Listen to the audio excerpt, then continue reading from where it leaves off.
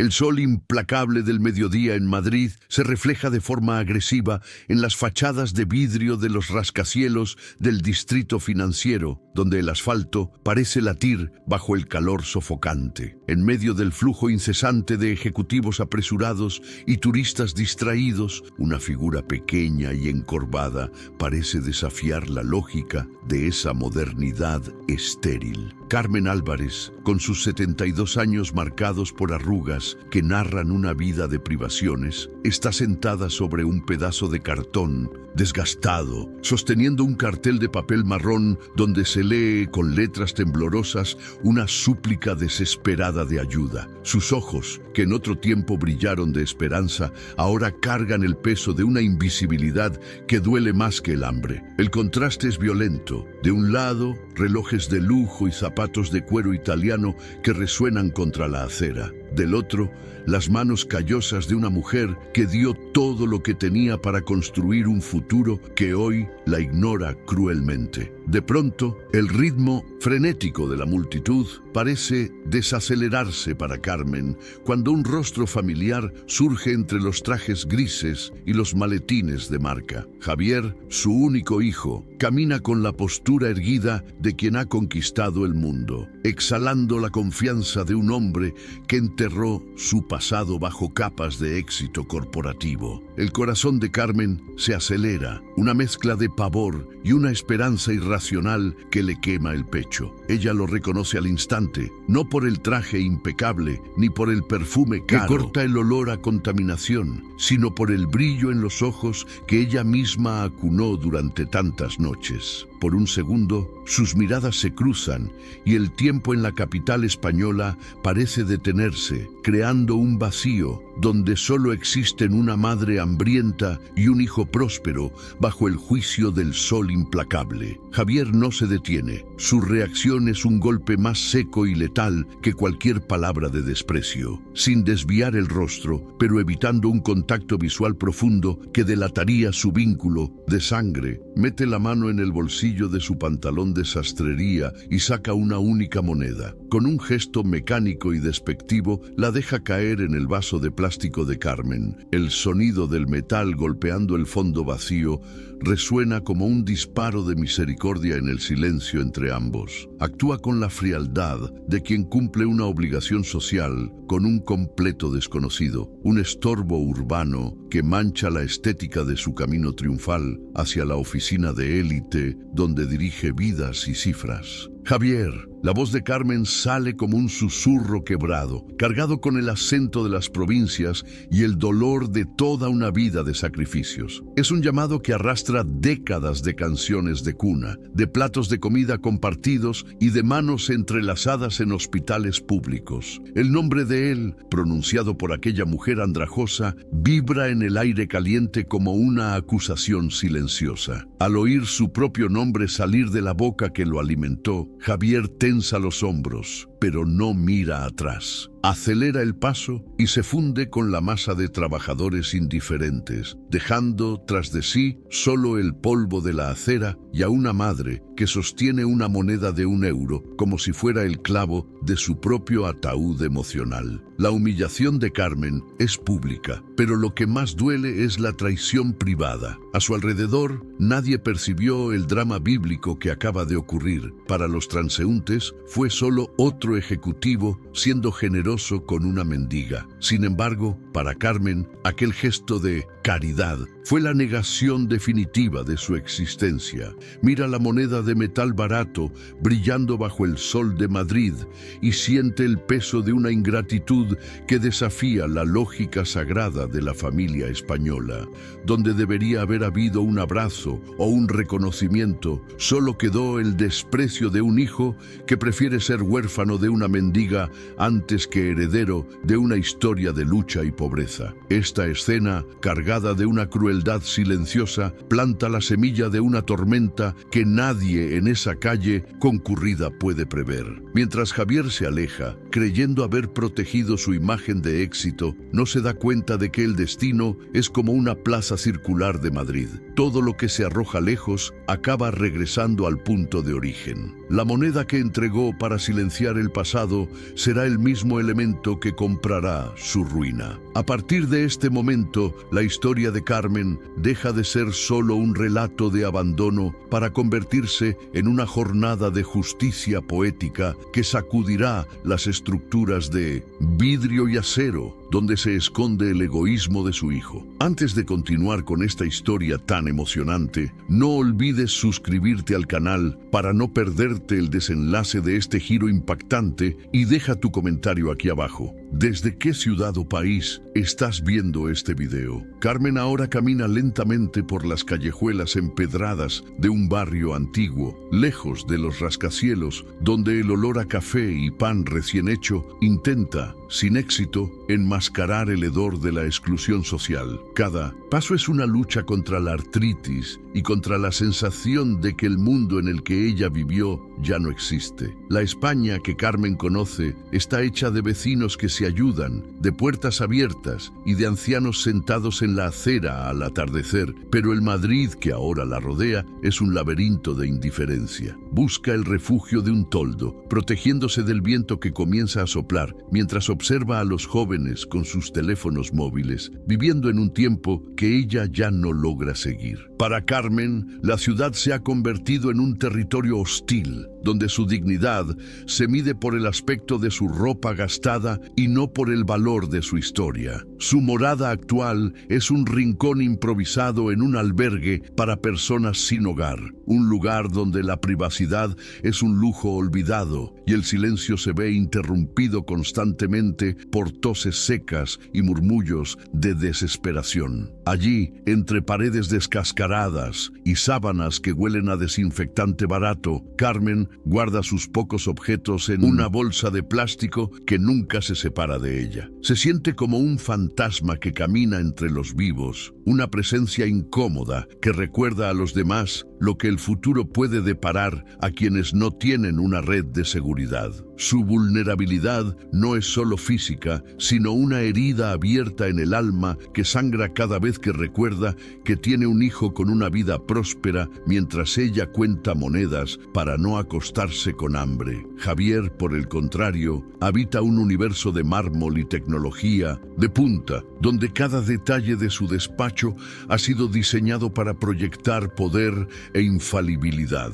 Es el retrato del éxito en la nueva economía española, dinámico, bilingüe y enfocado exclusivamente en los resultados trimestrales. Para él, la imagen de su madre es un ancla que amenaza con arrastrarlo de vuelta a la mediocridad de las calles estrechas y al olor a fritura de su infancia. Cree que el mérito es la única medida de un hombre y que la pobreza de Carmen es una elección o un fracaso de adaptación a los nuevos tiempos. En su mente distorsionada, no está siendo cruel, sino protegiendo el branding personal que tanto le costó construir en un mercado donde la debilidad se castiga con el olvido. El entorno corporativo en el que se mueve Javier es una selva de vidrio y acero, donde las conversaciones giran en torno a adquisiciones de empresas y a una responsabilidad social corporativa de fachada. Es un mundo de apariencias en el que el CEO, Luis Herrera,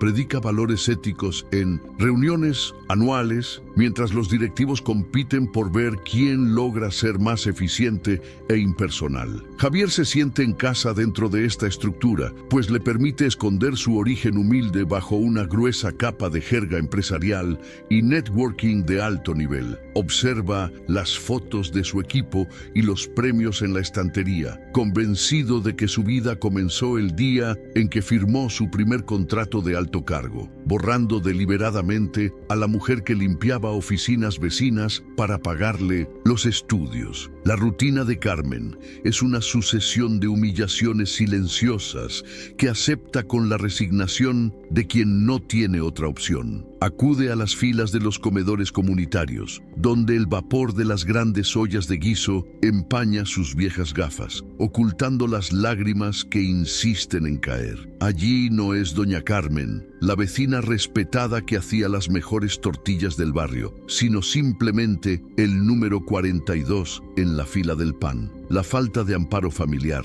algo tan sagrado, en la cultura española es la raíz de su mayor agonía. Observa a otras ancianas que caminan del brazo de sus nietos por los parques y siente un vacío que ninguna comida gratuita puede llenar. Un aislamiento que la lleva a preguntarse en qué momento se equivocó en la crianza de su único heredero. Mientras tanto, la empresa de Javier se prepara para una gran auditoría de valores humanos, un proceso liderado por Luis Herrera para garantizar que la compañía sea vista como un ejemplo de ética en toda Europa. Javier está en primera línea de este proyecto, redactando manuales sobre empatía y cuidado del prójimo, utilizando irónicamente palabras que no aplica en su propia vida. Pasa horas discutiendo cómo la empresa puede ayudar a comunidades desfavorecidas, mientras ignora las llamadas de números desconocidos que podrían ser de su madre. Esta dualidad entre el discurso público y la práctica privada es lo que mantiene a Javier en constante tensión, un miedo latente a que la fachada de vidrio de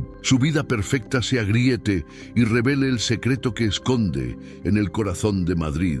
Marta, una empleada administrativa que trabaja en el mismo piso que Javier, es una de las pocas que percibe los matices que él intenta ocultar. Lo observa con una curiosidad cautelosa, notando cómo esquiva cualquier tema relacionado con los orígenes familiares o la infancia. Marta representa la conciencia colectiva de esa empresa, alguien que valora la verdad y desconfía de la perfección excesiva de su superior. Es el tipo de persona que repara en el detalle de una foto familiar ausente o en la reacción exagerada de Javier al ver a una mendiga desde la ventana del despacho. Sin saberlo, Marta empieza a tejer una red de observaciones que en el futuro chocará con la narrativa de éxito que Javier construyó para sí mismo y para sus colegas. El contexto emocional de Carmen se ve agravado por el clima de soledad urbana que domina las grandes capitales. En Madrid, el ruido del tráfico y el movimiento constante de la gente crean una barrera sonora que ahoga las peticiones de ayuda de quienes se han quedado atrás. Se sienta en bancos de plaza, intentando entablar conversación con desconocidos solo para sentir que aún tiene voz. Pero la mayoría responde con un gesto rápido o una mirada fugaz. La indiferencia es el gran villano de esta etapa de la vida de Carmen. Se siente un desecho de una sociedad que valora el consumo y la juventud, tratando la vejez como un defecto de fabricación que debe ocultarse de la vista de todos. Javier cree que el dinero puede comprar el olvido y que la moneda arrojada en el vaso de Carmen fue un pago final para su conciencia. Se convence de que le dio lo que ella necesitaba para sobrevivir ese día, eximiéndose de cualquier responsabilidad afectiva. En sus reuniones de alto nivel, habla de sostenibilidad social con una pasión que impresiona al CEO, pero por dentro es un hombre vacío, sostenido únicamente por el miedo a ser descubierto. Ve a su madre no como un ser humano, sino como un riesgo reputacional, una variable que debe ser controlada o eliminada de su narrativa vital. El conflicto interno de Javier es una bomba de relojería que lleva en el bolsillo de su traje caro, ignorando el constante tic-tac. Carmen, por su parte, empieza a sentir el peso físico del abandono. Sus piernas ya no resisten largas caminatas y el frío de las noches madrileñas se le mete en los huesos, trayendo recuerdos de inviernos más cálidos, cuando Javier era niño y se acurrucaba en ella en busca de protección. Ese recuerdo es el que más duele. Saber que aquel hombre frío que la ignoró en la acera es el mismo niño al que ella protegió de todas las tormentas. Se pregunta si el éxito es una droga que borra la memoria de las personas o si simplemente fracasó en enseñarle a su hijo lo que significa ser humano. El dolor de Carmen es silencioso, pero profundo, enraizado en la traición de un pacto de sangre que ella creía inquebrantable. En este escenario de contrastes brutales, la pieza está dispuesta para un enfrentamiento inevitable entre la cruda realidad de las calles y la ficción pulida de las oficinas de lujo. La España de Carmen y la España de Javier ocupan el mismo espacio geográfico, pero están a galaxias de distancia en términos de humanidad. La tensión crece cada día que Carmen pasa bajo el reloj de la plaza, esperando un milagro o un reconocimiento, mientras Javier asciende un peldaño más en su carrera, pisoteando recuerdos que jura haber enterrado. Lo que ninguno de los dos sabe es que la verdad tiene su propia manera de emerger, a menudo a través de los ojos de quienes menos esperamos, transformando la indiferencia urbana en un tribunal implacable de honor y carácter. La historia de Carmen no comenzó en aquellas aceras frías, sino en un pequeño apartamento de un barrio obrero, donde el olor a guiso y el sonido de la radio eran la banda sonora de una vida dedicada al sacrificio. Cuando quedó viuda, siendo aún joven, Carmen no tuvo tiempo para el duelo. Necesitaba asegurarse de que Javier tuviera las oportunidades que ella jamás soñó para sí misma. Trabajaba en 3 turnos, limpiando suelos de oficinas por la noche y lavando ropa ajena durante el día. Todo para que su hijo pudiera asistir a un colegio de prestigio. Cada céntimo ahorrado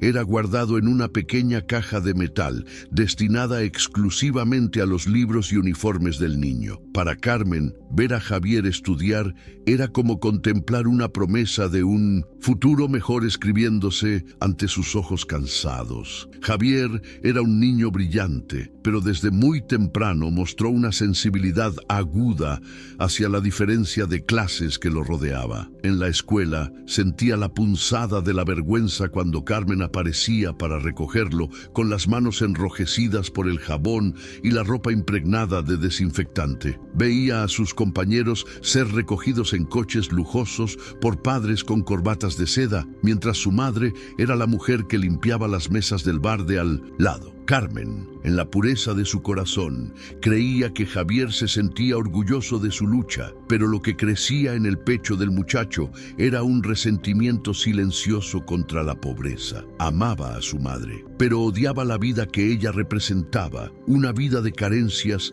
que juró abandonar en cuanto tuviera la primera oportunidad real de escapar. Durante la adolescencia de Javier, el esfuerzo de Carmen se duplicó para pagar los costos de una prestigiosa universidad privada en Madrid. Renunció a comprarse ropa nueva durante una década, remendando el mismo abrigo de lana año tras año para que su hijo pudiera mezclarse con los hijos de la élite económica española. Carmen sentía una alegría profunda cada vez que veía a Javier sumergido en los libros, convencida de que estaba cumpliendo su deber sagrado de madre. No percibía que, con cada página leída y cada nueva amistad influyente que él hacía, el abismo entre ambos se ensanchaba. Javier estaba construyendo una nueva identidad, una versión de sí mismo que no incluía a la mujer de manos curtidas que pasaba las madrugadas fregando baños para financiar sus sueños. Hubo un momento crucial, años atrás, cuando Javier se graduó con honores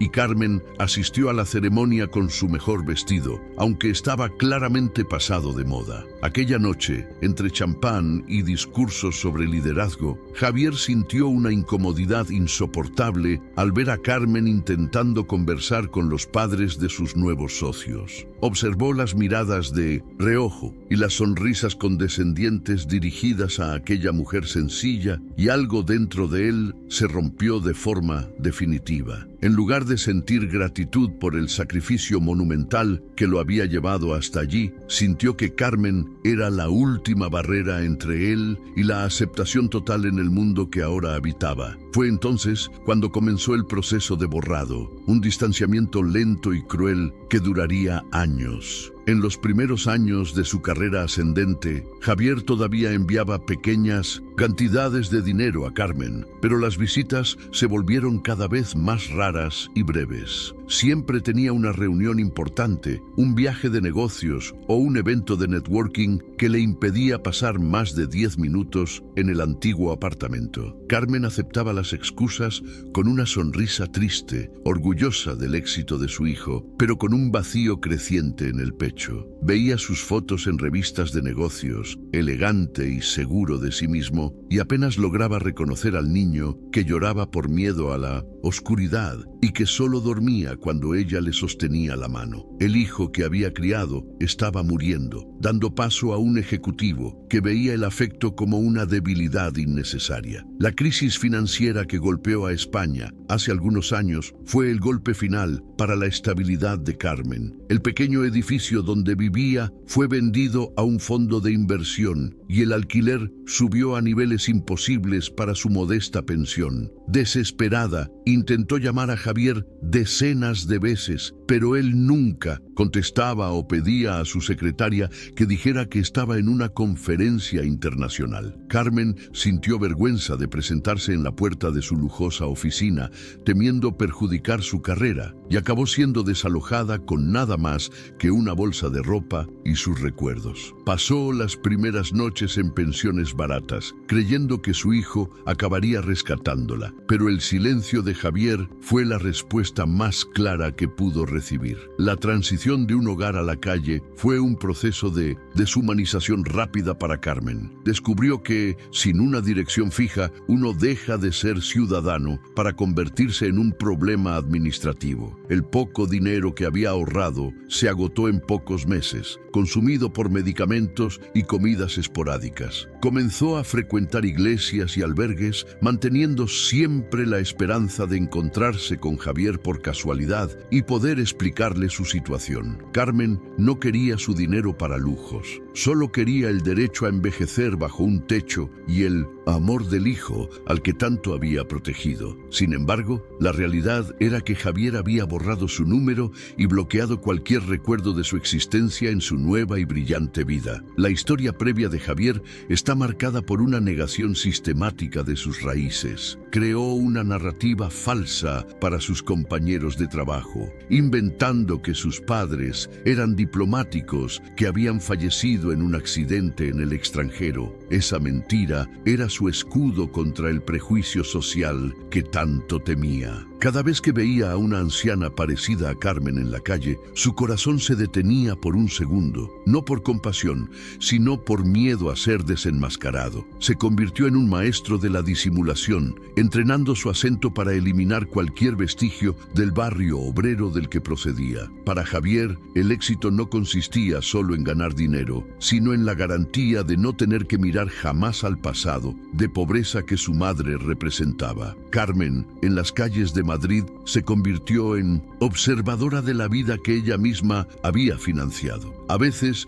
se colocaba cerca del edificio de la empresa de Javier, solo para verlo de lejos entrar en coches de lujo. No tenía valor para abordarlo delante de otras personas, pues aún conservaba ese instinto materno de protección, incluso siendo ella quien necesitaba protección. Veía a su hijo como a un extraño que ocupaba el cuerpo de su niño, un hombre que vestía ropa de miles de euros, mientras ella tiritaba de frío bajo el pórtico de una iglesia. Ese dolor del rechazo era lo que la mantenía despierta por las noches, preguntándose qué podría haber hecho de diferente para que él no la odiara tanto. La relación de Carmen con la sociedad española también cambió de forma drástica. Empezó a percibir la frialdad de las personas que, como su hijo, caminan deprisa hacia ninguna parte, evitando mirar hacia abajo para no ver la miseria. Comprendió que la solidaridad que conoció en su juventud fue sustituida por una caridad de fachada, donde la gente dona monedas para aliviar su propia conciencia,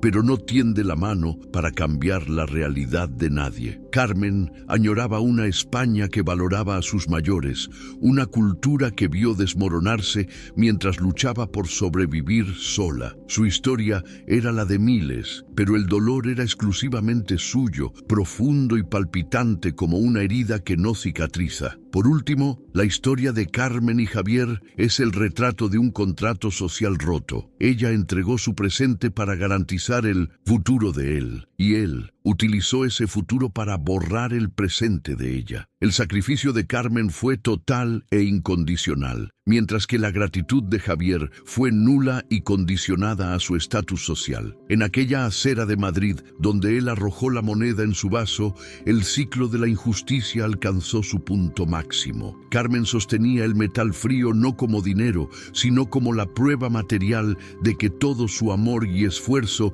habían sido transformados en un gesto de desprecio supremo. A partir de ese momento, no había marcha atrás. El pasado y el presente colisionaban en un desastre emocional que cambiaría la vida de ambos para siempre. La tensión entre el mundo de Carmen y el de Javier deja de ser un abismo silencioso para convertirse en una guerra psicológica de nervios y apariencias. Carmen, tras el episodio de la moneda, comienza a sentir un tipo de dolor que la medicina no cura, el dolor de la confirmación del descarte. Permanece en ese mismo sector del distrito financiero, no por terquedad, sino porque es el único lugar donde todavía puede ver el reflejo de lo que queda de su familia. Observa los edificios espejados e imagina en cuál de esas altas ventanas estará sentado su hijo, decidiendo el destino de millones, mientras ignora a la mujer que le enseñó a dar sus primeros pasos. El conflicto ya no gira en torno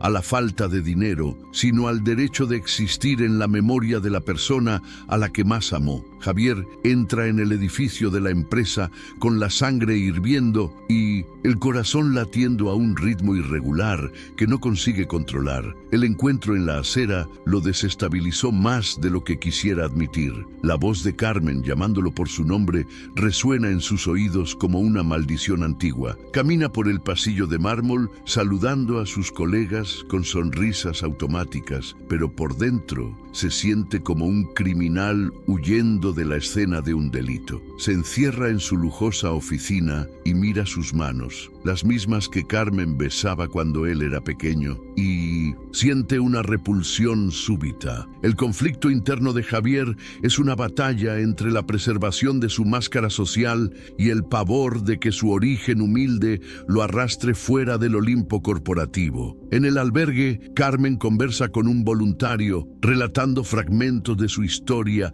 sin revelar la identidad de su hijo, movida por una lealtad que Javier claramente no merece. Describe cómo la vida la empujó hacia el margen, hablando del orgullo herido y de la sensación de ser una carga para una sociedad que solo valora la productividad. El conflicto aquí se manifiesta en la lucha de Carmen por mantener su humanidad en un entorno que la trata como un dato estadístico. Se niega a odiar a su hijo, lo que vuelve su sufrimiento aún más agudo y complejo para quien observa desde fuera. Su indignación no es ruidosa, es un lamento bajo de quien vio implosionar el pilar más sagrado de la cultura española, la familia, bajo el egoísmo moderno. Mientras tanto, Javier es convocado a una reunión estratégica con Luis Herrera, el CEO de la compañía, para discutir la nueva campaña de imagen ética de la empresa. Luis habla con entusiasmo sobre retribuir a la sociedad y sobre cómo la empresa debe ser un puerto seguro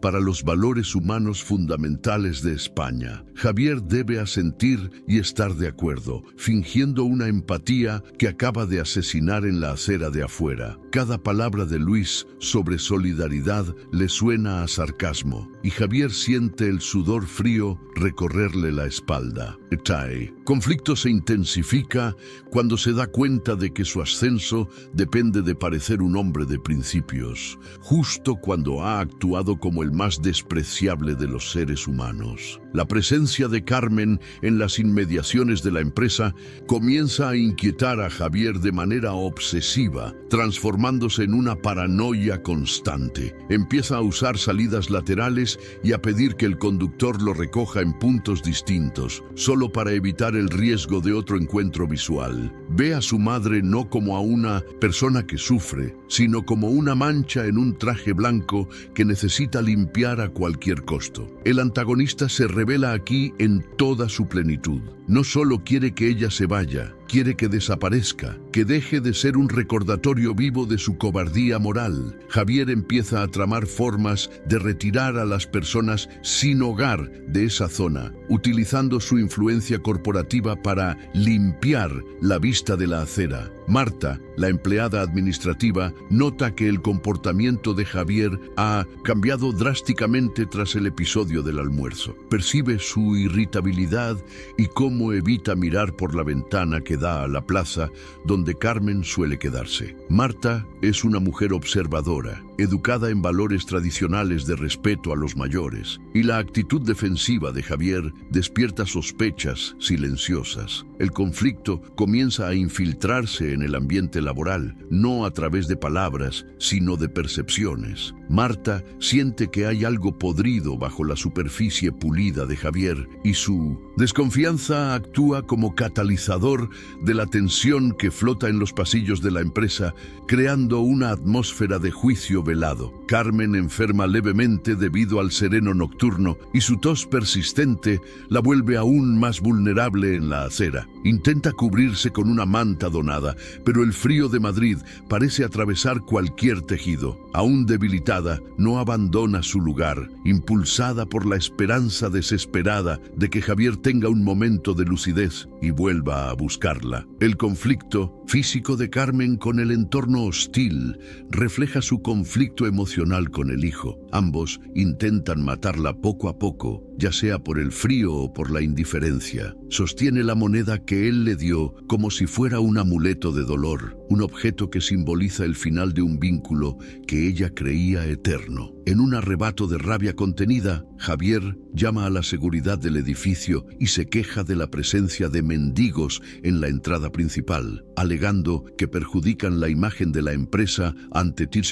clientes internacionales. Habla con una autoridad fría, exigiendo que se llame a la policía para retirar a esas personas. Este acto marca una escalada dramática del conflicto, pues ahora utiliza activamente su poder para oprimir indirectamente a su propia madre. Se justifica ante sí mismo como una decisión profesional necesaria, intentando silenciar la voz de la conciencia que le dice que está pateando a la mujer que lo llevó en brazos. La injusticia de Javier se vuelve sistémica y cruel. La respuesta de la seguridad es inmediata y Carmen se ve abordada por guardias uniformados que le piden que se mueva y abandone el lugar. Ella intenta explicar que no está haciendo nada malo, que solo está esperando a alguien, pero sus palabras son ignoradas por la burocracia del orden urbano. El conflicto alcanza un punto de humillación extrema cuando Carmen se ve obligada a recoger sus escasas pertenencias bajo la mirada de empleados que salen del edificio para el descanso. Se siente pequeña, descartable y profundamente injusticiada. La crueldad de Javier, ejecutada por manos ajenas, demuestra hasta dónde está dispuesto a llegar el antagonista para proteger su mentira y su estatus social. Mientras tanto, Luis Herrera empieza a notar que la limpieza excesiva del frente de la empresa contradice el discurso de inclusión que desea promover.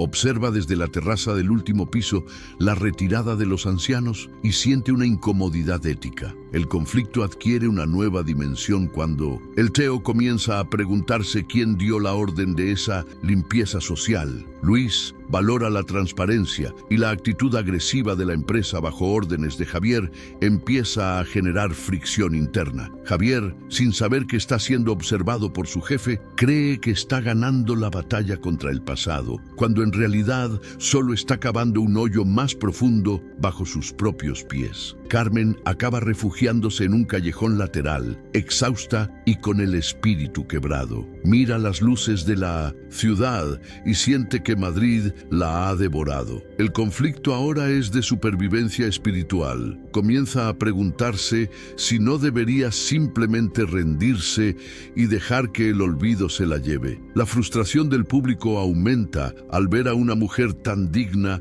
reducida a casi nada por el capricho de un hijo ingrato. La injusticia es palpable y la empatía por Carmen alcanza niveles insoportables, mientras la rabia contra Javier se consolida. Él se convierte en el símbolo de todo lo que está mal en una sociedad que intercambia afecto por lucro e historia por prestigio momentáneo. Javier celebra el éxito de haber apartado a Carmen de su vista con una cena cara, intentando convencerse de que ha recuperado el control de su vida. Sin embargo, el vino tiene un sabor amargo y el silencio de su lujoso apartamento lo incomoda. El conflicto psicológico persiste. No logra borrar la imagen de Carmen sentada sobre el cartón. Intenta convencerse de que ella es la culpable de su propia situación, de que no supo administrarse, pero la lógica se derrumba ante el recuerdo de los 3 trabajos que tuvo para pagarle la universidad. La lucha entre la negación y la culpa consume las noches de Javier, convirtiéndolo en un hombre acosado por el fantasma vivo de su madre. La situación de Carmen llega a oídos de Marta a través de uno de los guardias de seguridad que se sintió mal al retirar a la anciana. El guardia comenta que la mujer parecía buscar a alguien en concreto y que tenía una mirada de tristeza infinita. Marta une las piezas y el conflicto gana una testigo silenciosa dentro de la empresa. Comienza a investigar discretamente quién es esa mujer, movida por un instinto de justicia intrínseco a su personalidad. El drama se expande más allá de la relación madre e hijo y se convierte en una investigación sobre la moralidad de quienes dirigen la compañía. La tensión aumenta porque el secreto de Javier ya no está a salvo solo con él. En una tarde lluviosa, Carmen regresa a la plaza, pero esta vez no para pedir limosna, sino para mirar el edificio una última vez antes de rendirse. Está empapada y su fragilidad es evidente para cualquiera que tenga un mínimo de humanidad. El conflicto entre su resistencia física y el entorno hostil llega al límite. Javier ve la escena desde su ventana y siente una mezcla de furia y pánico. Baja al vestíbulo decidido a confrontarla de una vez por todas para que desaparezca de su vida, sin darse cuenta de que cada paso hacia la puerta lo acerca a un juicio inevitable. El encuentro en el vestíbulo, aunque breve, está cargado de una violencia emocional contenida. Javier se acerca a Carmen y le susurra palabras duras, ordenándole que se vaya y que deje de avergonzarlo. Dice que ella es un recuerdo de algo que ya superó y que no hay lugar para ella en su mundo. El conflicto estalla en palabras de desprecio que cortan el aire como cuchillas. Carmen mira a su hijo y por primera vez no ve al niño que crió, sino a un monstruo con traje y corbata. Su decepción marca el punto más bajo de la narrativa hasta ahora, generando una indignación profunda en el espectador que presencia la muerte del amor materno ante la arrogancia filial. Javier regresa al interior del edificio creyendo haber dado la última palabra, sin notar que Luis Herrera descendía por el ascensor panorámico y vio parte de la interacción, aunque sin escuchar el contenido. El conflicto de Javier con la autoridad de Luis empieza a perfilarse, pues el CEO exige una conducta ejemplar de sus directivos. La actitud áspera de Javier con una anciana bajo la lluvia no encaja con el manual de ética que él mismo ayudó a redactar. La tensión crece porque el espectador sabe que el cerco se está cerrando alrededor del antagonista y que la injusticia cometida contra Carmen ha comenzado a dejar huellas imborrables en la reputación de Javier. Carmen camina bajo la lluvia, llorando no por la pobreza, sino por la pérdida definitiva de su hijo. El conflicto ahora es de aceptación. Debe aceptar que el Javier que amó ya no existe. Se siente vacía, como si todos los años de sacrificio hubieran sido arrojados a un pozo sin fondo. La sensación de injusticia es asfixiante para el público, que ve a la protagonista tocar fondo emocional. El ambiente de Madrid, con sus luces reflejadas en los charcos, se convierte en un escenario melancólico para la desesperación de una madre exiliada del corazón de su única semilla. En la empresa, los comentarios de Marta comienzan a circular con mayor apertura. Ella habla con otros compañeros sobre la frialdad de Javier y sobre la misteriosa anciana. El conflicto de reputación de Javier empieza a filtrarse por los rincones de la organización, creando una atmósfera de desconfianza. Las personas comienzan a mirarlo de otra manera, notando la discrepancia entre su discurso de liderazgo y su comportamiento frío y pragmático. dramático. La presión social, un elemento muy fuerte en la cultura española, empieza a pesar sobre los hombros de Javier, que intenta mantener la fachada de normalidad mientras el terreno bajo sus pies comienza a ceder. Javier intenta ahogarse en el trabajo, programando reuniones interminables y concentrándose en cifras, pero la imagen de su madre bajo la lluvia lo persigue en cada diapositiva de presentación. El conflicto interno alcanza un nivel de neurosis. Comienza a cometer errores simples, a olvidar nombres y a mostrar una impaciencia inusual. Está perdiendo la batalla contra su propia conciencia y el miedo a que Carmen reaparezca y provoque una escena pública lo consume. La ansiedad de Javier demuestra que la injusticia que comete no queda impune, generando una tensión constante que mantiene al espectador pegado a la pantalla, esperando el próximo error del antagonista. Carmen, en un acto final de dignidad, decide que no volverá a esa plaza. Busca un servicio social a largo plazo, decidida a reconstruir lo que queda de su vida lejos de la sombra de Javier. Sin embargo, el destino tiene otros planes y el conflicto se intensifica cuando descubre que el albergue donde se encontraba será cerrado. Se queda nuevamente sin suelo, pero esta vez algo en ella ha cambiado. La tristeza da paso a una calma resignada. El público siente un dolor profundo por ella, pero también una expectativa de que algo extraordinario ocurra para revertir esta cadena de sufrimientos inmerecidos. El bloque termina con Javier mirándose en el espejo del baño de la empresa, ajustándose el nudo de la corbata, intentando encontrar al hombre de éxito que cree ser. Pero el espejo refleja solo a un hombre asustado, que construyó un imperio sobre la negación de su propia madre. El conflicto está establecido en todos los frentes, personal, social y profesional. La batalla entre la verdad de Carmen y la mentira de Javier está a punto de desbordarse, y la sensación de una explosión inminente carga el aire de una electricidad pesada. La injusticia ha alcanzado su límite, y el público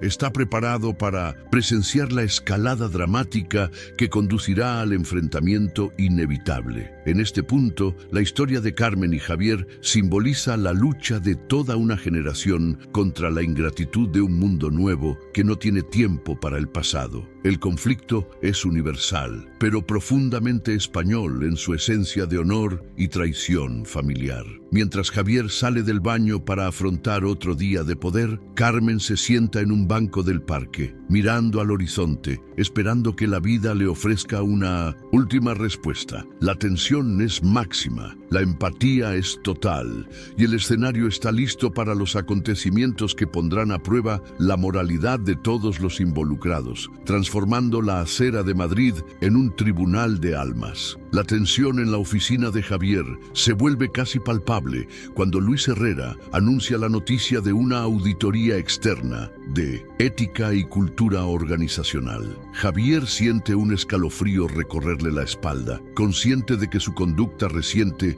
con las personas sin hogar en la entrada de la empresa puede ser cuestionada por empleados descontentos. Intenta mantener la compostura, pero el temblor en sus manos al sostener un bolígrafo lo delata ante Marta, que lo observa desde lejos. El ambiente, antes enfocado únicamente en las ganancias, ahora hierve con conversaciones sobre valores, empujando a Javier a un estado de vigilancia constante. Se siente como un castillo de naipes en medio de un vendaval, donde cualquier soplo de verdad puede derrumbar su reputación meticulosamente construida. Carmen, debilitada por la lluvia de la noche anterior, es llevada a un centro de salud por un grupo de voluntarios que la encontró tiritando en un callejón. Mientras espera atención, sostiene con firmeza su bolsa de plástico, donde guarda el único registro de su vida anterior: una foto de Javier de niño, sonriendo en sus brazos. La enfermera que la atiende percibe la dignidad de aquella mujer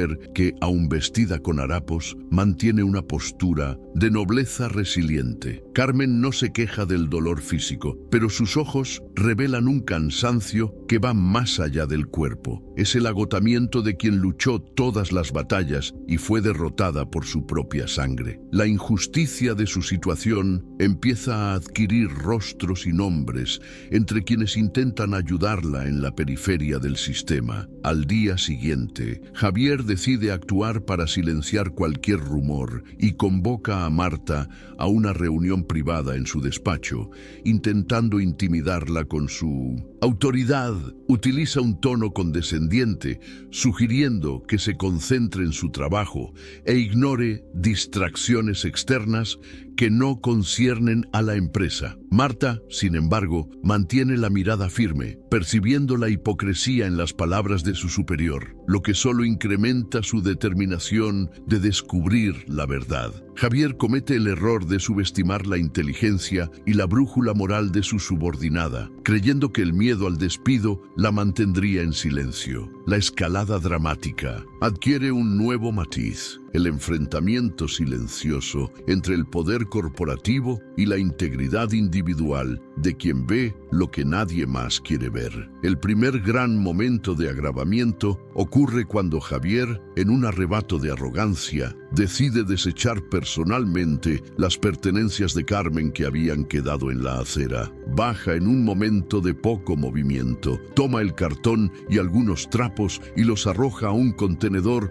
con una violencia desproporcionada. Lo que no percibe es que Luis Herrera lo observa desde una de las ventanas del entresuelo, extrañado por el comportamiento errático de su director de confianza. El gesto simbólico de tirar a la basura el pasado de su madre es la prueba definitiva de la caída moral de Javier.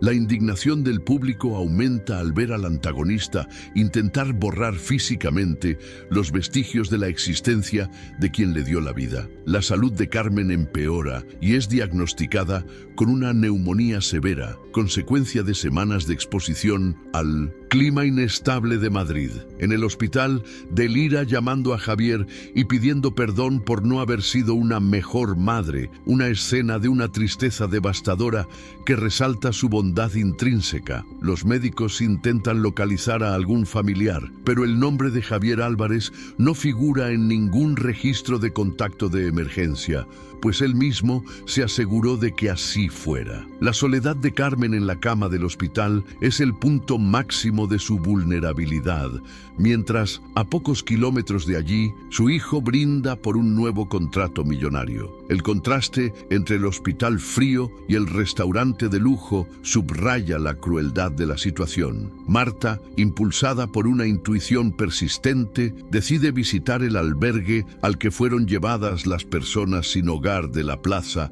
tras la orden de desalojo de Javier. Allí escucha historias sobre la señora del cartel y descubre que Carmen fue ingresada en estado grave. Una de las voluntarias entrega a Marta la bolsa de Carmen, que había quedado olvidada en el centro de salud y que contiene la foto de Javier. Al ver el rostro de su jefe en una imagen antigua y humilde, el mundo de Marta da un vuelco. La confirmación de la traición es un choque eléctrico. Comprende que Javier no es solo un hombre frío, sino un mentiroso patológico que negó a su propia madre para ascender en la vida. El segundo momento de agravamiento se produce cuando Marta confronta discretamente a Javier, dejando la foto sobre su mesa sin decir una palabra. Pestashchi. Reacción de Javier es de pánico absoluto, transformándose rápidamente en una furia defensiva que lo lleva a gritarle a Marta, amenazándola con un despido inmediato por invadir su privacidad. El silencio que sigue a los gritos de Javier en la oficina atrae la atención de otros empleados, creando un clima de escándalo inminente. Intenta romper la foto, pero sus manos tiemblan tanto que solo logra arrugarla, guardándola en el bolsillo como si fuera la prueba de un crimen. La tensión alcanza un nivel insoportable. La máscara de Javier finalmente ha empezado a resquebrajarse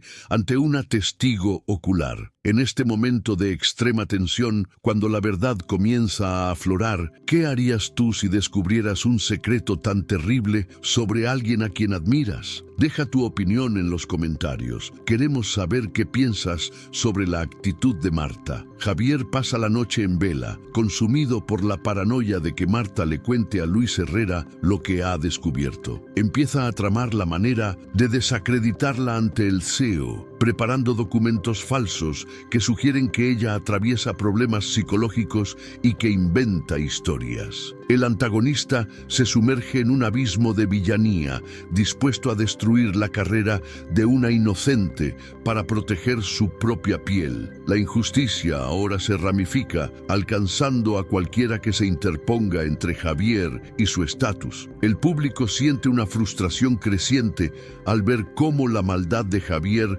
se vuelve más sofisticada, transformándose en un juego de manipulación peligroso y sin retorno. Mientras tanto, en el hospital, Carmen experimenta una breve mejoría y pide papel y bolígrafo para escribir un último mensaje, sintiendo que su tiempo se agota. Escribe con dificultad, con letras temblorosas que expresan un amor que Javier nunca mereció, deseándole felicidad y pidiéndole que no sienta culpa. Incluso al borde de la muerte y tras haber sido humillada públicamente, el corazón de Carmen no alberga rencor, lo que hace que la conducta de resulte aún más monstruosa a los ojos del espectador. La carta es entregada a la enfermera, que promete guardarla con cariño, convirtiéndose en el elemento sensorial que porta el alma de la protagonista en este momento crítico. Luis Herrera, al percibir el clima tóxico en el departamento de Javier,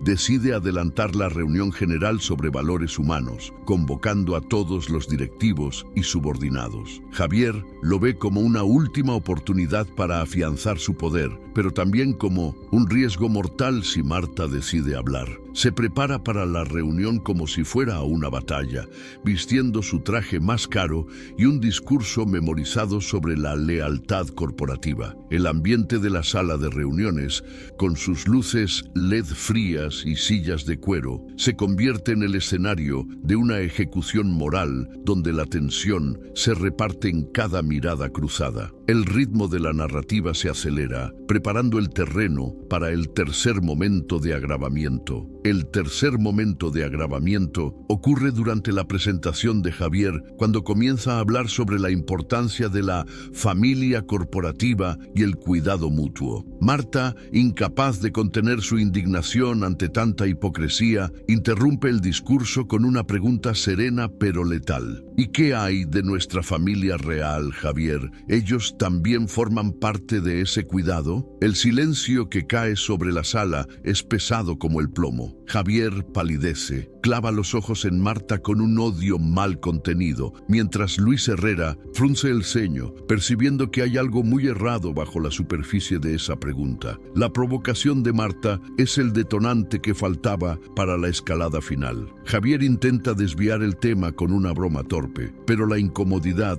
ya se ha propagado entre todos los presentes. Siente el sudor resbalar por su rostro, borrando la imagen de perfección que tanto cultivó. Busca apoyo en la mirada de Luis Herrera, pero solo encuentra una sospecha inquisitiva. La sensación de que el secreto está a punto de estallar crea un micro cliffhanger emocional. El espectador sabe que la verdad es una represa a punto de romperse. Javier continúa su discurso, pero su voz falla y se pierde en sus propios argumentos, exhibiendo una debilidad inédita en aquel entorno competitivo. Tras la reunión, Luis Herrera llama a Javier y a Marta a su despacho privado, exigiendo una explicación por lo ocurrido. Javier inicia de inmediato su ataque contra Marta, alegando que ella sufre un colapso nervioso y que ha estado persiguiendo su vida personal con fantasías infundadas. Habla con una convicción desesperada, intentando sofocar la verdad con un aluvión de mentiras. Marta permanece en silencio, observando cómo Javier se destruye con sus propias palabras, esperando el momento adecuado para intervenir. El conflicto entre la mentira ruidosa y la verdad silenciosa crea una dinámica de suspense que mantiene al público en máxima alerta. Luis mira a Marta y le pide que exponga su versión de los hechos. Simplemente ella saca de su bolso una copia de la foto de Carmen con Javier en brazos, que había recuperado del contenedor donde Javier la arrojó. La coloca sobre la mesa de roble de Luis y dice: «Esta es la mujer que usted vio en la acera. Es la madre de Javier y está muriendo sola en un hospital público». El impacto de esta revelación en la oficina es como una explosión silenciosa. Javier siente que las piernas le flaquean y debe apoyarse en la butaca para no caer. La prueba física de la traición está allí, entre ellos, imposible de ignorar o de explicar como un malentendido. Javier intenta una última maniobra, afirmando que la foto es un montaje y que nunca ha visto a esa mujer en su vida. Grita que es víctima de una conspiración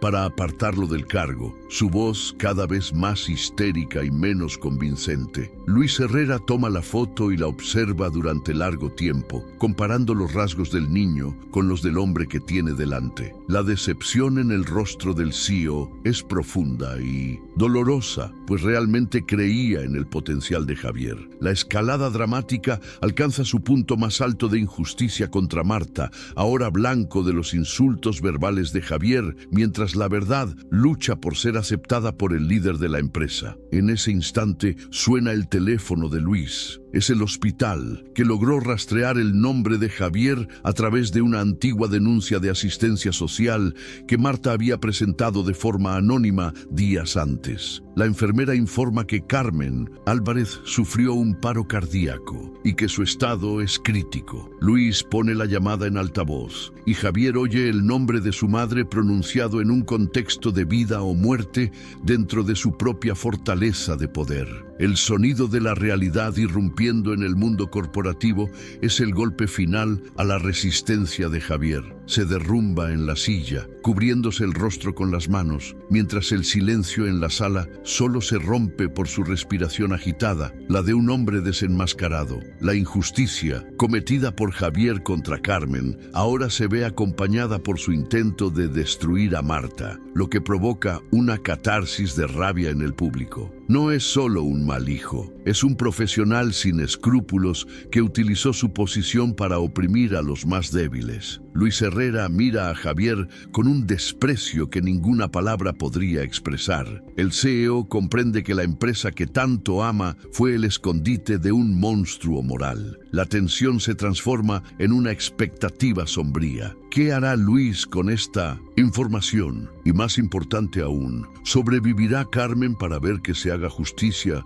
o Javier saldrá impune gracias a su poder y conexiones? Javier, en un último suspiro de arrogancia, afirma que lo que haga con su madre no es asunto de la empresa. Argumenta que lo único que importa son sus resultados financieros y que Luis no tiene derecho a interferir en su vida privada. Ese argumento es la gota que colma el vaso para Luis, quien valora la integridad absoluta. El conflicto alcanza una dimensión filosófica. ¿El éxito justifica la falta de carácter? Para Javier, sí. Para el mundo que intenta liderar, no. La escalada de tensión se concentra ahora en la reacción de Luis, que se levanta lentamente, imponiendo su presencia en la sala mientras decide el destino del hombre al que consideraba su sucesor. La noticia sobre la situación de Carmen empieza a filtrarse por el resto de la oficina, ya que las puertas no estaban completamente cerradas y el altavoz se oyó en el pasillo. El murmullo de indignación crece entre los empleados,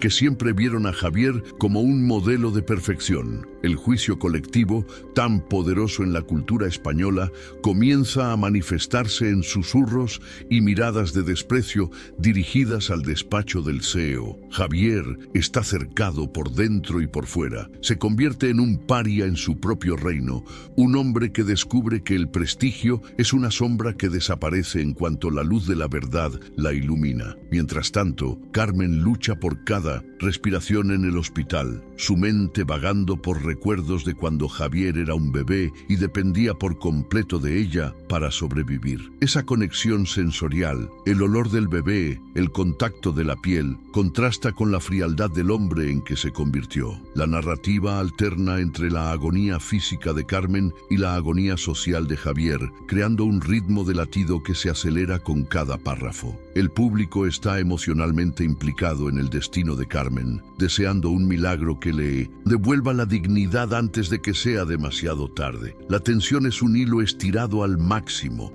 a punto de romperse. Javier intenta salir del despacho, pero Luis se lo impide con un gesto autoritario. «No vas a ninguna parte hasta que terminemos aquí», dice el CEO con voz de trueno. Exige que Javier lo acompañe al hospital, decidido a ver con sus propios ojos el resultado de la ética de su director. Javier se niega, alegando compromisos, pero Luis amenaza con llamar a la policía y a la prensa para denunciar el abandono de una persona vulnerable si no colabora. El miedo a un escándalo público, su mayor pesadilla, lo obliga a ceder.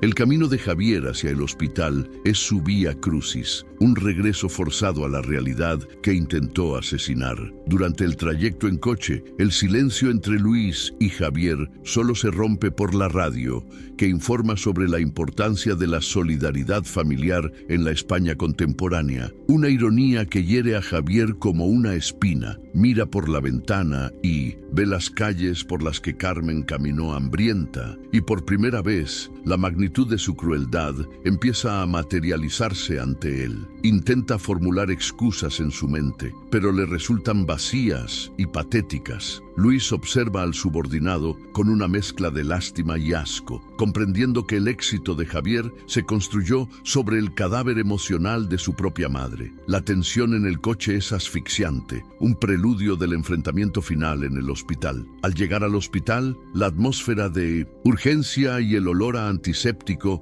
golpean a Javier como un puñetazo. Ve a personas humildes en la sala de espera, personas que se parecen a su madre, y siente una vergüenza desconocida. Luis avanza al frente, con la autoridad de quien busca la verdad, mientras Javier lo sigue como un condenado. Llegan a la unidad de cuidados intensivos, donde el sonido de los monitores cardíacos marca un ritmo fúnebre. Javier ve a Carmen a través del vidrio, conectada a máquinas, y la imagen de esa mujer frágil choca con la de la mendiga a la que ignoró en la acera. La escalada dramática alcanza su clímax visual y emocional. La enfermera reconoce a Javier por la foto y se acerca con una mirada de profunda reprobación. Le entrega la carta que Carmen escribió y dice: «Ella lo esperó hasta el último segundo de conciencia». Javier sostiene el papel con manos temblorosas, pero no se atreve a leerlo. Luis, en cambio, lo lee por encima del hombro de Javier, y sus ojos se llenan de lágrimas al ver el amor incondicional de esa madre. La bondad de Carmen,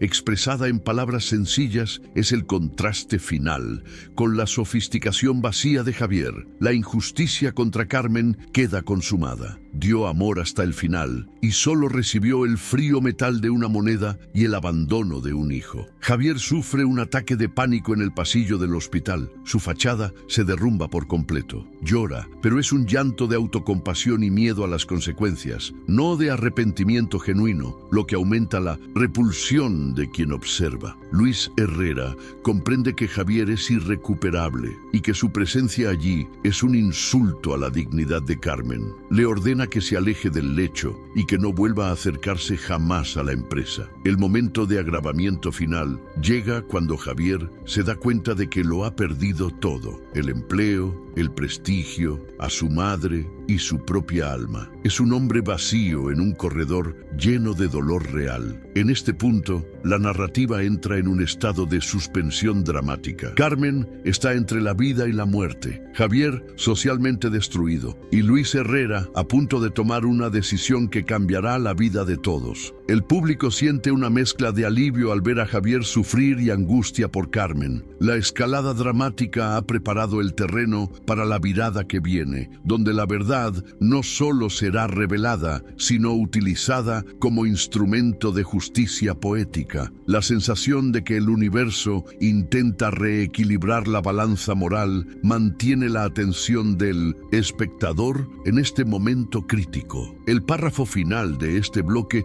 muestra a Javier sentado en el suelo del hospital, el mismo suelo que su madre ocupó en la acera, mientras Luis Herrera se aleja para llamar al consejo de administración de la empresa. La caída de Javier es visual y simbólica, de la cima del rascacielos al frío pavimento de un hospital público. La pregunta que queda en el aire es: ¿Habrá redención para un hombre capaz de negar a su propia madre? ¿O la justicia será tan fría e implacable como la moneda que arrojó al vaso de Carmen? La respuesta está a punto de revelarse en el gran giro que cambiará el rumbo de esta trágica y emocionante jornada española. El momento que altera de forma definitiva el destino de esta narrativa ocurre cuando Luis Herrera, aún en el hospital, recibe un mensaje en su teléfono móvil con un enlace a un vídeo que acaba de hacerse viral en las redes sociales españolas. El vídeo, grabado por una cámara de seguridad de un establecimiento cercano y filtrado por un empleado indignado, muestra en alta definición y con audio captado por un micrófono ambiental la escena exacta de la acera. No se trata solo de la imagen de Javier entregando la moneda, sino del instante en que se inclina y susurra: «Si vuelves aquí, haré que te arresten, vieja inmunda». La revelación de esta crueldad verbal, que hasta entonces era un secreto entre madre e hijo, transforma un abandono privado en un escándalo público de proporciones nacionales. La viralización es inmediata, porque el vídeo captura la esencia de la traición moral que la sociedad española más aborrece: la violación del deber sagrado de proteger a los padres. En cuestión de minutos, la identidad de Javier es revelada por internautas que cruzan datos de su vida profesional con las imágenes, y el nombre de la empresa de Luis Herrera es arrastrado al centro de un huracán de críticas. El punto de giro es técnico y emocional. La prueba es incontestable, grabada desde ángulos que no permiten defensa ni negación. Javier, que aún intentaba sostener la postura de víctima de una conspiración, ve el vídeo en la pantalla del móvil de un desconocido en la sala de espera del hospital y siente que el suelo desaparece bajo sus pies de manera definitiva. Al mismo tiempo, una testigo inesperada aparece en el pasillo del hospital, una antigua vecina del barrio obrero donde Javier creció, que reconoció a Carmen en las noticias que empezaron a circular. Se acerca a Luis Herrera y, con una voz cargada de autoridad histórica, comienza a relatar detalles que Javier intentó borrar durante décadas. Cuenta las noches en que Carmen limpiaba los suelos de la escuela para que su hijo tuviera libros, los inviernos en que la madre pasaba hambre para que el niño tuviera carne en el plato. Este testimonio presencial de alguien que no tiene nada que ganar valida el dolor de Carmen y desenmascara la narrativa del mérito individual que Javier utilizaba como escudo para su egoísmo. El giro adquiere una dimensión jurídica cuando un fiscal, sensibilizado por la repercusión del vídeo y por la gravedad del estado de salud de Carmen, emite una orden de investigación inmediata por abandono de persona vulnerable y maltrato psicológico. Javier deja de ser solo un ejecutivo en crisis, ahora es un investigado bajo la atenta mirada de la ley. La policía llega al hospital no para mantener el orden, sino para notificar a Javier que debe declarar, convirtiendo el entorno hospitalario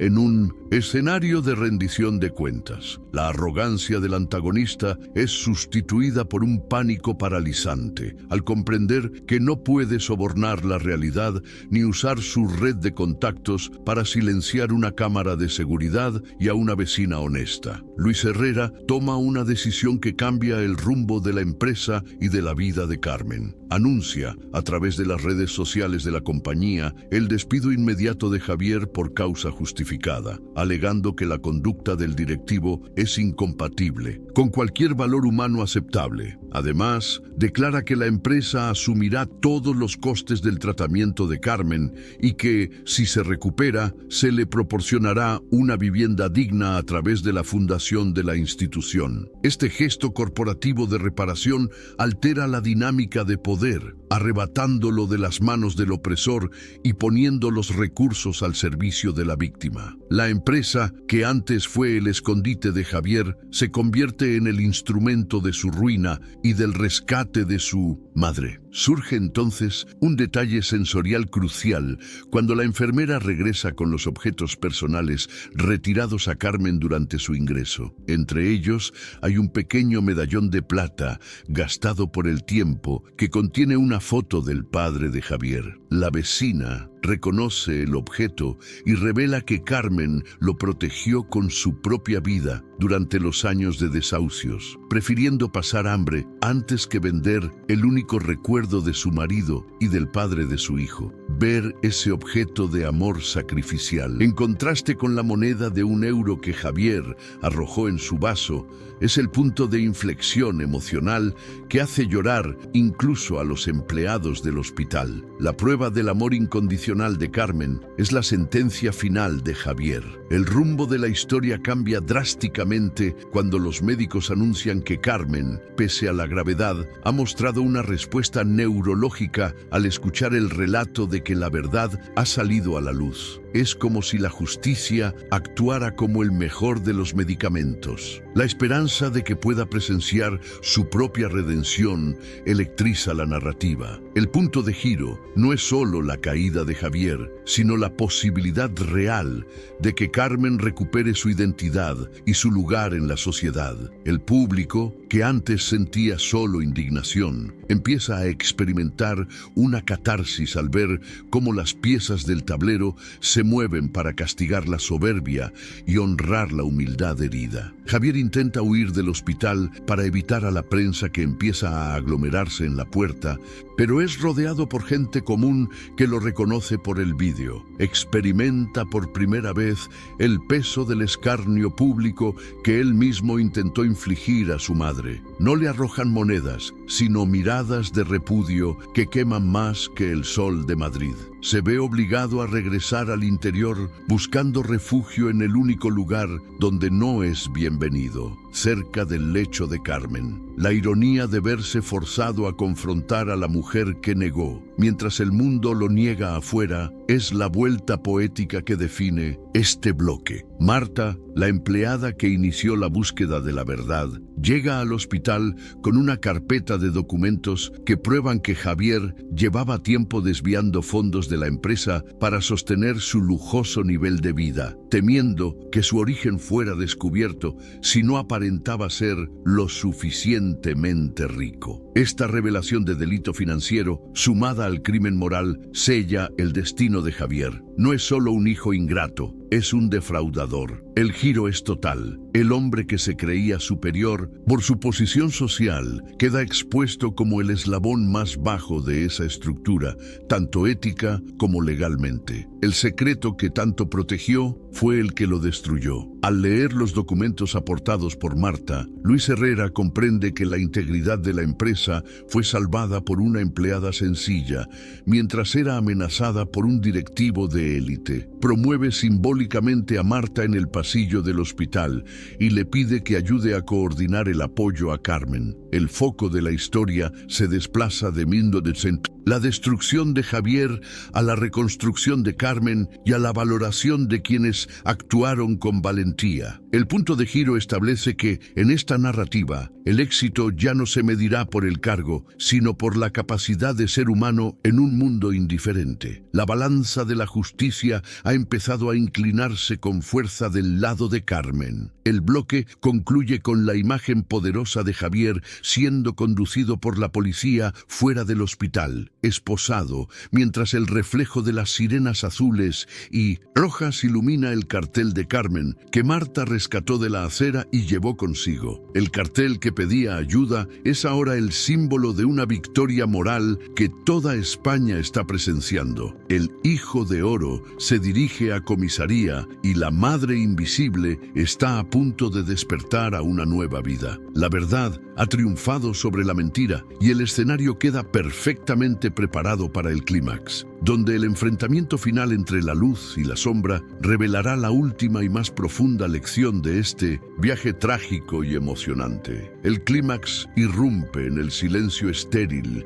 de la unidad de cuidados intensivos cuando Carmen, contra todo pronóstico médico, abre los ojos en el instante exacto en que Luis Herrera y Marta entran en la habitación con la tableta que muestra las noticias de su redención. La atmósfera está cargada de una tensión emocional insoportable. El sonido rítmico del monitor cardíaco parece acompasar los latidos acelerados del corazón de todos los presentes. Carmen está pálida, pero su lucidez es cristalina y ve, por primera vez en años, rostros que no la miran con lástima ni desprecio, sino con una profunda reverencia. La verdad ya no es un susurro en los pasillos de la empresa, sino una presencia física que llena la habitación, iluminando la dignidad de aquella mujer que el mundo y su propio hijo intentaron borrar. Fuera, en los pasillos del hospital, la tensión alcanza el punto de ruptura cuando Javier, en un último acto de desesperación y negación, intenta resistirse a la conducción policial, gritando que todo es una conspiración para destruir su brillante carrera. Sus palabras resuenan en las paredes frías, atrayendo la atención de médicos, enfermeras y pacientes que salen de sus habitaciones para presenciar la caída del gigante con pies de barro. La máscara de Javier no solo está agrietada, ha quedado hecha añicos bajo el peso de la prueba irrefutable del vídeo y de los testimonios. El enfrentamiento no es físico, sino moral. Él lucha contra la realidad que lo rodea, mientras la policía, símbolo del orden que tanto veneraba para limpiar las calles, ahora lo sujeta con firmeza por los brazos. Luis Herrera se acerca al lecho de Carmen y, en un gesto cargado de simbolismo, toma su mano curtida, pidiendo perdón en nombre de todos los que le fallaron. Revela, con la voz quebrada, que la verdad sobre Javier ha salido a la luz y que la justicia española ya está actuando para castigar la negligencia y la crueldad que ella sufrió. Carmen escucha todo en silencio. Una sola lágrima recorre su rostro, surcado por el tiempo, pero no es una lágrima de tristeza, sino el alivio de quien, tras décadas de gritos silenciosos, por fin ha sido escuchada. El clímax se consolida con la certeza de que la invisibilidad de Carmen ha terminado y de que su historia pertenece ahora al corazón de toda la nación. El momento de mayor impacto llega cuando la enfermera permite que la vecina del barrio obrero entre en la habitación llevando consigo la carta que Carmen había escrito en lo que creía ser su lecho de muerte. Luis lee la carta en voz alta y las palabras de perdón y amor incondicional de Carmen golpean a los presentes como un trueno de humanidad. Al mismo tiempo, fuera, Javier es obligado a pasar frente a la puerta entreabierta de la habitación de su madre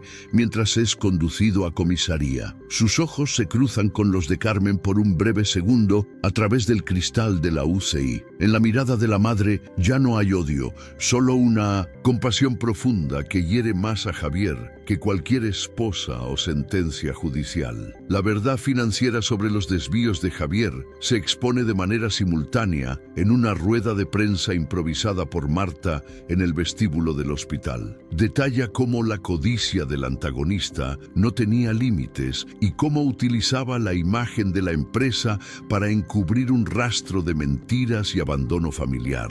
El clímax aquí es la deconstrucción total de la figura del ganador que Javier representaba. El público, encarnado en reporteros y curiosos, reacciona con una indignación que se transforma en un clamor por justicia poética. La caída de Javier es absoluta. Pierde el prestigio, el dinero, la libertad y, sobre todo, el relato de superioridad con el que humillaba a los demás. Dentro de la habitación, Carmen hace un esfuerzo sobrehumano para hablar. Su voz, aunque débil, porta una autoridad moral que silencia el entorno. No pide venganza, pide que su sufrimiento sirva para que ningún otro anciano en 1970 España sea tratado como un objeto desechable. Este es el punto más alto del propósito narrativo, la transformación del dolor individual en una bandera colectiva. Profundamente conmovido, Luis Herrera promete ante las cámaras que, a partir de ese día, la fundación de la empresa llevará el nombre de Carmen Álvarez y se dedicará exclusivamente al rescate de ancianos abandonados. El clímax emocional se alcanza cuando la víctima se convierte en la madrina de una causa destinada a cambiar miles de vidas. La tensión llega a su punto sensorial máximo cuando los aparatos de monitorización de Carmen comienzan a sonar de forma frenética debido a la emoción del momento. Los médicos irrumpen en la habitación, pero Carmen hace un gesto para que Luis y Marta permanezcan. Entrega a Marta el medallón de plata que guardó durante tantos años. simbolizando el traspaso de la custodia, de la ética y la memoria. El enfrentamiento final entre la vida y la muerte de Carmen se produce bajo la mirada atenta de una nación que ha aprendido a través de su tragedia el valor de la gratitud. El clímax no es solo el castigo del villano, sino la celebración de la resistencia de una madre que sobrevivió al peor de los inviernos, el invierno del corazón de un hijo. Javier, ya dentro del coche policial, ve en las pantallas de los grandes paneles de Madrid las imágenes de su propia empresa anunciando la creación de la Fundación Carmen Álvarez. Comprende que su nombre será borrado de la historia de la compañía y sustituido por el de la mujer que intentó esconder. La ironía es cruel y absoluta. Buscó la inmortalidad corporativa y encontró el olvido civil, mientras su madre, que solo ansiaba un techo y un abrazo, se convirtió en un icono de la dignidad nacional. El colapso mental de Javier dentro del vehículo policial, gritando que apaguen las luces, es la representación visual de la oscuridad que él mismo cultivó al negar su luz original. Marta, junto a Luis, observa a la multitud congregada frente al hospital, con muchas personas sosteniendo carteles en los que se lee: "Todos somos Carmen". El clímax social se manifiesta en la unión de un pueblo que se reconoce en la lucha de aquella anciana. La sensación de justicia desborda los muros del hospital e invade las calles de Madrid, donde la indiferencia urbana es finalmente derrotada por la empatía colectiva. La verdad ha sido expuesta de tal manera que nadie puede fingir que no la vio. La historia de Carmen deja de ser un drama privado para convertirse en un hito cultural sobre el honor y el respeto intergeneracional en la España contemporánea. El penúltimo párrafo de este bloque muestra el instante en que Luis Herrera saca del bolsillo la moneda de €1 que Carmen había guardado, la misma moneda que Javier le dio en la acera. La coloca en un pequeño estuche de terciopelo y declara que ese objeto será expuesto en la sede de la empresa como un recordatorio eterno de lo que ocurre cuando el éxito pierde su alma. La moneda, antes símbolo de humillación, es ahora una reliquia de un juicio moral ganado. El clímax se cierra con la imagen de Carmen sonriendo débilmente, una paz profunda emanando de su rostro al comprender que su misión como madre y como ser humano ha sido finalmente cumplida y reconocida. En el cierre de este bloque, el silencio regresa a la habitación del hospital, pero es un silencio cargado de significado y victoria. Carmen sigue con vida, Javier está detenido y la verdad reina en ese espacio. Brent, espectador, experimenta el alivio catártico de ver a cada personaje en su lugar moral correspondiente. La tormenta ha pasado, dejando tras de sí los escombros de una vida de mentiras y los cimientos de una nueva era de dignidad. La transición hacia el desenlace comienza con la certeza de que la justicia, aunque a veces lenta y silenciosa como los pasos de una anciana, es implacable cuando decide avanzar bajo la luz del sol de Madrid. Meses han pasado desde que la acera de Madrid dejó de ser el escenario del dolor de Carmen para convertirse en el punto de partida de su nueva vida. Ahora reside en un pequeño apartamento luminoso en el centro de la ciudad, proporcionado por la fundación que lleva su nombre, donde las ventanas se abren a un jardín y el aroma de la lavanda sustituye al olor del asfalto frío. Carmen recuperó no solo la salud, sino también el color en las mejillas y el brillo en la mirada que le habían sido arrebatados por la negligencia. Pasa las tardes rodeada de nuevas amistades, otros ancianos que también fueron rescatados de la invisibilidad social, compartiendo historias de superación en una España que parece haber reaprendido a valorar sus raíces más profundas. La dignidad de Carmen ha sido restaurada en cada detalle, desde la ropa limpia hasta el respeto con el que es saludada por donde pasa. Javier, por su parte, enfrenta el riguroso invierno infierno de la justicia tras las rejas de una institución penitenciaria, a la espera del juicio final por abandono de 1.200 personas dependiente y fraudes corporativos. El hombre que antes vestía trajes de miles de euros,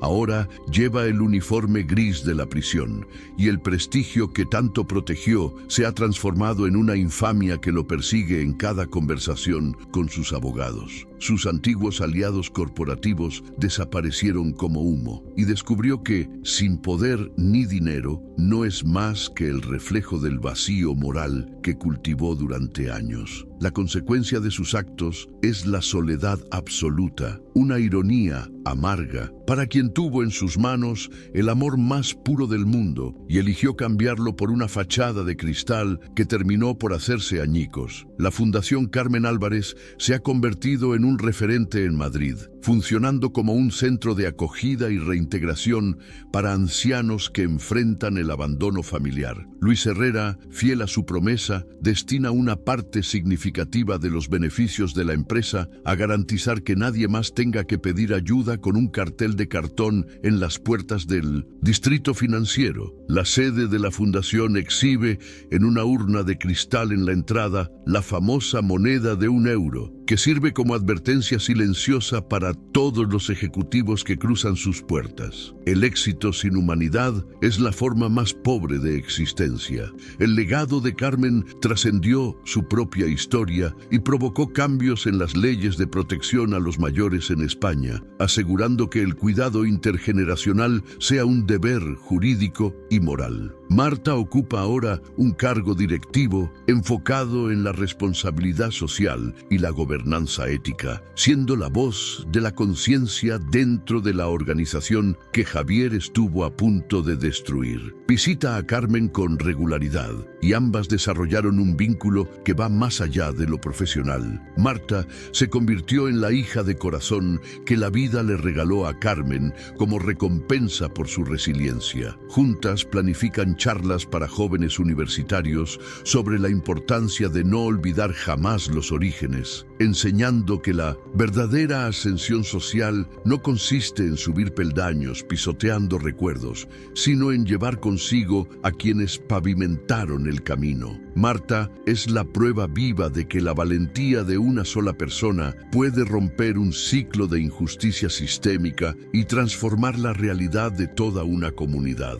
La vida de Carmen hoy está llena de pequeños actos de belleza que creyó haber perdido para siempre. Tiene una estantería repleta de libros, una cocina donde prepara sus famosas tortillas para los vecinos y un teléfono que suena con mensajes de cariño y no para ser ignorado. El trauma de la acera fue resignificado. El cartón que antes era su lecho ahora está enmarcado en un museo de derechos humanos como símbolo de resistencia. Carmen no siente odio por Javier. En su inmensa sabiduría, solo siente una tristeza serena por el hombre que él eligió ser, pero ya no permite que esa sombra oscurezca la claridad de sus nuevos días. La paz que emana de su rostro es el cierre moral que la narrativa exigía. En el tribunal, durante una de las audiencias, Javier fue confrontado con el testimonio de la vecina y de Marta, y por primera vez no tuvo palabras agresivas para defenderse. Al ver la imagen de su madre en una pantalla, viviendo bien y siendo querida por desconocidos, finalmente se derrumbó en un llanto que parecía brotar de un alma que despertaba de una pesadilla de vanidad. La sentencia fue dura, pero justa, reflejando la gravedad de negar sustento y dignidad a quien le dio la vida. La sociedad española siguió el veredicto como una lección colectiva de que el honor familiar no es un concepto arcaico, sino el pilar que sostiene la cordura de una nación desarrollada. La restauración de la dignidad de Carmen también sirvió como advertencia para otras empresas del país, que comenzaron a revisar sus códigos de conducta y sus políticas de apoyo a las familias de sus empleados. El efecto Carmen generó un movimiento de concienciación sobre la soledad en la vejez, animando a los jóvenes a visitar a sus padres y abuelos con mayor frecuencia. La historia que comenzó con una moneda de desprecio terminó con una moneda de oro social. La reconexión entre generaciones. Madrid, antes vista como una selva de indiferencia, ahora cuenta con puntos de luz donde la solidaridad es la norma y no la excepción. Todo gracias al coraje de una mujer que se negó a desaparecer en el anonimato de la miseria. Carmen suele pasear por los parques de Madrid, pero ahora se detiene para alimentar a los pájaros y conversar con los niños, siendo reconocida y abrazada por desconocidos que se emocionaron con su recorrido. Recibe cartas de todo el mundo, de hijos que pidieron perdón a sus padres y de padres que encontraron esperanza en su ejemplo. Su historia se convirtió en un guión de vida para muchos, un recordatorio de que la verdad, por más que se entierre bajo capas de mentiras y trajes caros, siempre encontrará una rendija por donde brotar. El desenlace de Carmen es la victoria del espíritu humano sobre la frialdad materialista, un cierre que restaura la fe en el equilibrio fundamental de las cosas. Luis, Herrera y Marta celebran el aniversario de la fundación con un evento que reúne desde al alcalde hasta los voluntarios del albergue donde Carmen vivió. En el discurso de apertura, Luis señala a Carmen sentada en la primera fila y dice que ella es la verdadera CEO del alma de la empresa. Ovacionada de pie, Carmen solo sonríe y saluda, la sencillez de sus gestos, contrastando con la grandiosidad del evento. Sabe que su mayor logro no fue el apartamento ni el reconocimiento público, sino el hecho de que ahora puede cerrar los ojos por la noche sabiendo que su nombre representa amor y no vergüenza. El viaje de Carmen Álvarez termina donde el amor incondicional siempre debió estar, en el centro del respeto. El último párrafo de la historia nos muestra a Carmen sentada en su sillón favorito, sosteniendo el medallón de plata que recuperó. Mira la foto de su marido y luego el horizonte de la ciudad, sintiendo que el ciclo se cerró de forma plena y satisfactoria. La injusticia fue barrida, la verdad celebrada y la dignidad devuelta sin cuestionamientos a su legítima dueña. El espectador cierra la experiencia con el alma limpia, sintiendo que la justicia poética se cumplió en cada detalle, dejando un mensaje claro: el éxito sin humanidad es solo una caída anunciada. La historia de Carmen y Javier es el espejo de un tiempo, pero el desenlace de Carmen es la promesa de un futuro más justo y compasivo para todos. La conclusión moral es directa y poderosa. Lo que sembramos en la juventud, lo cosechamos en la vejez, y la ingratitud es una deuda que la vida cobra con intereses de soledad. Carmen Álvarez es hoy un símbolo de luz en España, mientras que Javier es apenas una nota al pie sobre el peligro de la soberbia. La justicia fue restaurada, la madre fue honrada y la verdad prevaleció sobre la sombra de la indiferencia urbana. Esta narrativa se cierra aquí, pero el impacto de sus lecciones seguirá resonando en cada acera donde un anciano pide ayuda y un corazón decide detenerse para escuchar. La redención de Carmen es la victoria de todos nosotros. ¿Esta historia tocó tu corazón? ¿Qué opinas del destino de Javier y de la nueva vida de Carmen? Deja tu comentario con tu opinión sincera y comparte este video con alguien que necesite recordar el valor de la familia y el respeto a los padres.